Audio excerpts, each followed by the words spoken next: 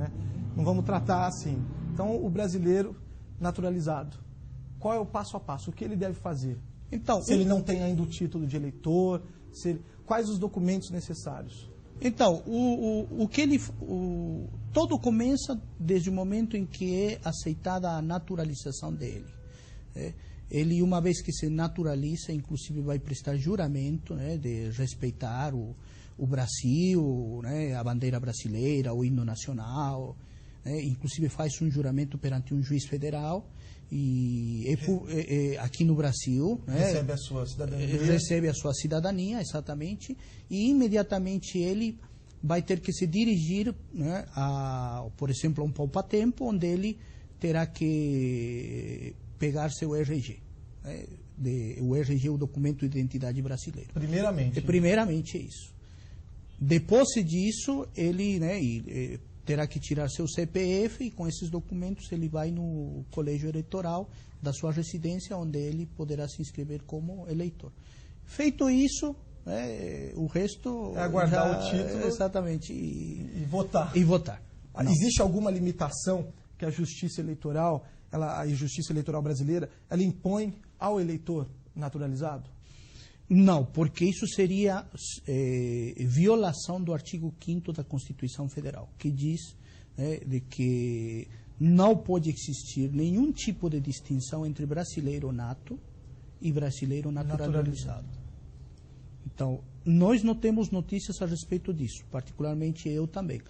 Mas se isso estiver acontecendo, seria uma violação, né, do texto constitucional brasileiro. Quando eu digo também, é alguma limitação até mesmo legal, por ele ser naturalizado, pedir de repente algum outro tipo de documento, solicitar alguma via de algum... Não. Que seja diferente para o brasileiro nato. Não. O único que, nestas eleições, me parece que vai ser pedido é o título de eleitor e acompanhar o documento de identidade, justamente, que pode ser o RG, que ele já tem. Exatamente. Agora, bem lembrado, nessas eleições agora mudou. Então, no dia 3 de outubro, a pessoa tem que ir lá na sua zona eleitoral com o título e também com um documento com foto, que pode ser o RG, o CNH, qualquer documento, até mesmo um passaporte. Né? E naturalizado, ele pode também solicitar um passaporte brasileiro. Sim. Não tem problema. Sim, não tem problema. Ele tem direito, ele é um brasileiro. Então ele tem direito a ter passaporte, a entrar e sair do Brasil, enfim, tudo que a ser candidato, a votar, etc.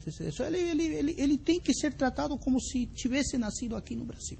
Uma curiosidade minha, Groven, esse processo de naturalização, ele é complicado, ele é burocrático? Quem que analisa isso? Quem decide se aquela pessoa merece ou não se tornar um brasileiro? Perfeito. Esse processo é um processo burocrático. Começa na Polícia Federal, onde a Polícia Federal vai pedir uma série de documentos, dentro deles, por exemplo, que ele esteja residindo aqui no Brasil permanentemente, ou seja, ele tem que estar com um visto permanente aqui no Brasil. Pode ser um visto por casamento com brasileira, por ter filho brasileiro, uma por ligação afetiva. Exatamente. Ou por ter residido um tempo, por exemplo, mais de 4 anos aqui no Brasil, já com um visto permanente, né? Porque existem vários tipos de vistos permanentes. Por exemplo, o visto por trazer dinheiro aqui no Brasil, que é o visto de investidor, o visto, por exemplo, por ter uma relação estável com um brasileiro ou com uma brasileira, que é o visto de união estável. Nós temos, por exemplo, o visto de união homoafetiva ou homossexual, que também o Brasil reconhece, certo? Então, todas essas relações dão um visto permanente. E quando você diz permanente, de quanto tempo? Mais ou menos, uma média. Não, o visto permanente, aí o período é 4 anos. 4 anos. 4 anos. Ele tem que ter o período do visto permanente. Do visto permanente. Né? Então, agora, lógico, existem exceções.